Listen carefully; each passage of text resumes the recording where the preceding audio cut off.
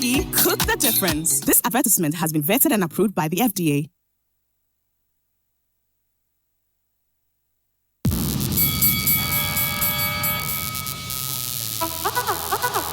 Are you okay? Are you okay? Yes, Are yes, you good? yes, Are you yes, good? yes, You got it? It's a a yeah.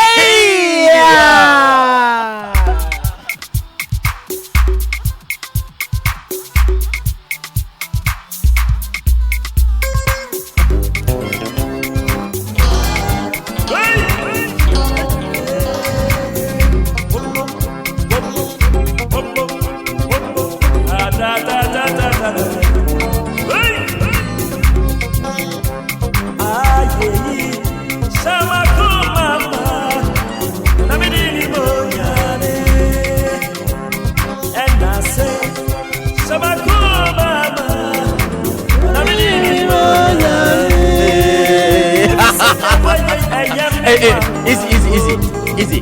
Well, are you going to back Kweku Jesse? Are you going to back Kweku Jesse? Am I going to do what? Are you going to back him? Kweku Jesse live Friday. Adum praise. Yeah, but him. Yes, Adum praise. We are hymning. No joking at all. Yes. We are hymning. We are very excited. We're inviting about you Friday. It. Yes. Paris Dome. Yes, 7 o'clock. You must get your tickets. All 6 right. o'clock, right? 6 o'clock. Gates open at 3 p.m. In fact. Okay. So you can be seated, be in the spirit before we start. When you close from work, you pass there. Because of traffic situation and everything. Well, you don't want anything to stand between you and the tangible presence of Jehovah. By 3, you are seated. By 4, you are seated. By 5, you are seated. One time. The spirit to take over. One time. Amazing stuff. That's a Doom Praise on Friday, 6 o'clock at the Perez Dome. A sports center is coming up next and is brought to you by MTN 4G Plus. For fastest connectivity and highest internet speed, choose MTN Turbo Net. Also brought to you by Standard Chartered Bank, here for good. And what do you enjoy most about using the internet? Is it the videos, the memes, the pictures, comments, Messenger, or simply staying in touch with your friends? Well, guess what? You can enjoy 50 megabytes worth of free data and MTN free after 1. So you pay for the first minute and the rest of your call is free. Just dial *315# to sign up now. We day for you everywhere you go. Terms and conditions apply. Yeah. Anymore, are we taking you to the Accra Sports Stadium this afternoon? Oh, right. What's happening there? Yeah, it's match day for the Black Queens as they take on Gabon in the second leg Olympic qualifier or Games qualifier at the Accra Sports Stadium this afternoon. The Queens will be hoping to make the third round of the qualifiers with a 3-0 win over the Gabonese side in the first leg last week. Now, despite going into the game as favourites, Coach Messi Tego is guarding against complacency. It's never a done deal. You don't want to leave any stone unturned. Even though we've gone to the away and won 3-0, we still need to work extra hard to win handsomely at home. The people have a record. They were beaten by Congo in their own backyard. They also went out there to beat them 3-0, hands down. So this should tell you that they are not that cheap. So we are going all out to win handsomely, to make Ghanaians happy. 3-0 away. At home, of course, we should expect more goals. More goals, but no prediction. Skip all the side. Priscilla Boachi shares Coach Tego's sentiments. For her, winning the game is non-negotiable. Last week or this week, I think we went there, we scored 3, and we will say we have comfortable lead, but not yet, because football is a game. Anything can happen. As we went there to score, they can also come here to score. So we are just trying to keep that 3 goals. If we don't score tomorrow, they will not score us as well. We've never qualified for the Olympic Games. I'm talking about the women's level. I mean, how eager are you girls to make sure that for the very first time we get there? So far, this is a new team together, and we have that unity, that bond in this team. So I believe in my teammates, and you can see we have a good coach and a good technical staff. So I think that all that we need to do is to play our heart out and make sure that what Black Queens have never done before, this squad will make it happen.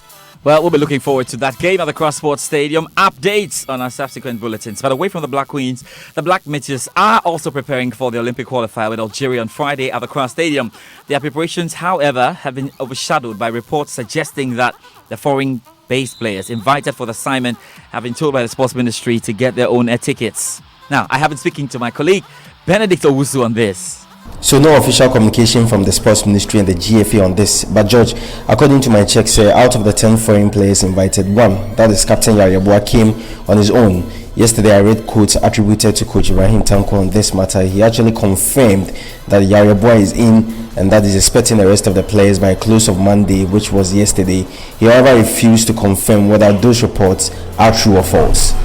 We keep tabs on that. Dreams FC Executive Chairman Keto Kweku says his ultimate aim for contesting the GFA top job is to ensure key players of the football community get a fair share of the global wealth of football. For him, this will go down to revive football in the country. My ultimate aim, obviously, is to ensure that all key players in our industry get a fair share of the enormous global wealth of association football. That every person connected to the beautiful game reap their rightful dues for their unending efforts and enormous investments. I will, in the not too distant future, come out with my vision for Ghana football. The vision of creating wealth for all in our game. This will primarily see us embark on a quest to build a football association which is transparent-led and communication-friendly. This requires a leadership with a skill set and corporate governance mindset to drive a new image for the passion that holds this great country together. So we're right into the political season here, the football political season, yes. And on Thursday, we're coming away with a big coverage of the Ghana Football Association Extraordinary Congress. So there's more to come here at Joy Sports. Now, Aminu Shadow is Dreams FC Administrative Manager, and he has reacted to Ket's announcement. Now, questions have been asked about his integrity, but Shadow insists there's no cause for alarm. There should be any cause for alarm at all relative to the integrity test. Because everything that is going to be done by the elective committee, the election committee, or whatever body that will be mandated to, will be according to rules and regulations. You cannot do things subjectively. Integrity checks, the qualification for the position are thought out. They are clearly defined. So, in this case where Ket has declared and is the candidate, we've gone through that. We've realized that we've gone through the rules and regulations of the integrity test, and if it's not going to be subjective and it's going to be as objective as the rules and regulations require, then I don't foresee us having any progress at all with that hurdle.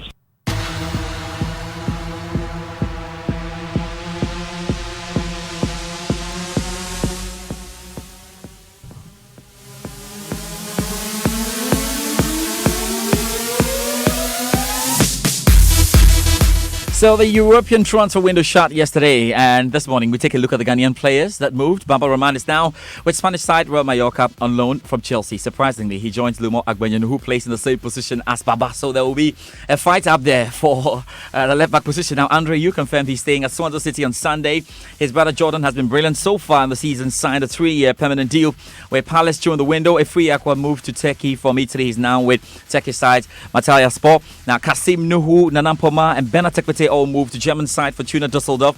Kevin Boateng joined Fiorentina from Sassuolo. Now, Argentina striker Mario Icardi has joined Paris Saint-Germain on a season-long loan deal from Inter Milan. The 26-year-old also signed a 2-year contract extension at Inter, but French champions PSG have the option to make the move permanent for a reported fee of about 65 million euros. Now, remember, Neymar's move to Barcelona was not announced, and it looks like he will stay with the club at least to the next transfer window. So, how will the Brazilian reintegrate into a system that has almost rejected him? Here is French football journalist Loic Tanzi.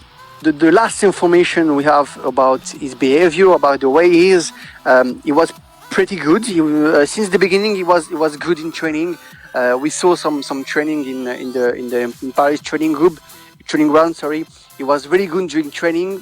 He smiled. So all his teammates are really happy to see him staying at Paris Saint-Germain. I think it's going to be a bit complicated for him at the beginning with the fans. So with the teammates, with the coach, with the sporting director, there is no problem at all. The main problem can be with the fans, but really just at the beginning, in my opinion. We can now hear from the BBC's John Bennett. He has a wrap of key deals in Europe as the transfer summer window officially closed last night. Keylor Navas lost his place to Thibaut Courtois at Real Madrid, and he'll now face them in the Champions League group stage. That's after signing a 4-year deal at Paris Saint-Germain. Another goalkeeper, Alphonse Areola, has moved in the opposite direction on loan to be Courtois' understudy for the season. Several players made moves away from the Premier League. Henrik Mkhitaryan joined Roma on loan from Arsenal. Matteo Darmian left Manchester United to sign for Parma on a 4-year deal. Sevilla signed striker Javier Hernandez on a 3-year deal from West Ham. That's for an undisclosed fee. Napoli have signed the Spain striker Fernando Llorente, who left Tottenham at the end of last season. And Galatasaray were busy. Colombia striker Radamel Falcao, Brighton and Hove Albion forward Florin Andone, and Southampton midfielder Mario Lemina joined the Turkish side on deadline day. Away from football, let's do athletics. We're building up to the World IAAF Championships, and the whereabouts chart against American sprinter Christian Coleman has been withdrawn. The decision means the 23-year-old, who was a 100-meter silver medalist at the World Championships in London 2 years ago, will be eligible to compete at the 2019 Global Showpiece. Let's get more now from athletics commentator Ed Harry. USADA has withdrawn its charge after receiving guidance from the World Anti-Doping Agency. Coleman is now not considered to have had 3 whereabouts failures in a 12-month period and is therefore not considered to have committed an anti-doping rule violation. A USADA doping control officer attempted to test the sprinter on June the 6th, 2018 and discovered that he'd failed to update his whereabouts filing to accurately reflect his location. Coleman was subsequently charged with whereabouts failures on the 16th of January and the 26th of April 2019. USADA then initiated their case against him for 3 failures in a 12-month period. However, the sprinter contended that the failure to update his whereabouts, which was discovered on the 6th of June, should relate back to April the 1st of 2018, because that was the first day of the quarter in which the failure to update had occurred. Once that was done, Coleman no longer had 3 failures logged within a 12-month period. USADA's decision not to move forward on a potential rule violation against the American is subject to any appeal by world governing body the IAAF and or by the World Anti-Doping Agency. Well, we'll see who gets to win that 100 meters gold. There's Christian Coleman, there's Andy deGrasse, I'm sure. We've got Noah Lyles as well. But we do tennis now. And Spanish second seed Rafa Nadal responded to the challenge thrown down by the 2014 champion Marin Cilic as he battled to reach the US Open quarterfinals with a 4-set win.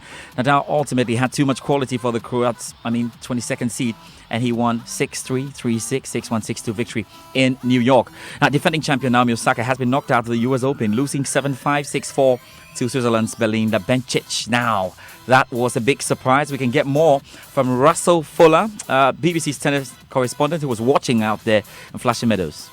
Yes, we've lost a lot from both the men's and the women's draw. I don't think it was an enormous shock, given that Belinda Bencic is having a fine year. She's the 13th seed. She was a quarter-finalist here 5 years at the age of 17, and after overcoming a few growing pains and a few injury issues, she's one of the best players in the world again. We also didn't quite know how Naomi Osaka's knee would handle things. She injured that in Cincinnati prior to the US Open. It looked to be moving okay. She suggested that it had affected her serve a little bit when she spoke to the Japanese media, but she didn't really want to make an excuse of that. She was outplayed by Belinda Bencic. 7-5, 6-4, tight match, but Bencic absorbed her pace marvellously well and created bags of opportunities. All right, that's about it for the Joy Sports Centre, but let's quickly talk about the quarterfinals because they're set now for the male and female singles. For the male division, we've got Stan Wawrinka. He's up against Daniel Medvedev. We've got Roger Federer up against Grigor Dimitrov. We've got Diego Schwartzman up against Rafa Nadal. And there's Matteo Berrettini up against Gael Monfils. For the women's division, we've got Elena Svitolina up against Johanna Konta. There's Serena Williams up against Kwak Wang. There's Belinda Bencic up against Donna Vekic, and Bianca Andreescu will be up against Elisa Mertens. So great stuff, definitely to look forward to. That's it for the Joy Sports Centre. We go for these messages, and The Groove is up next on the Super Morning Show. In this part of the world, we rise early, way before the sunrise. We plan, we pray, we prep, just so we are a step ahead. We keep the conversations going to stay connected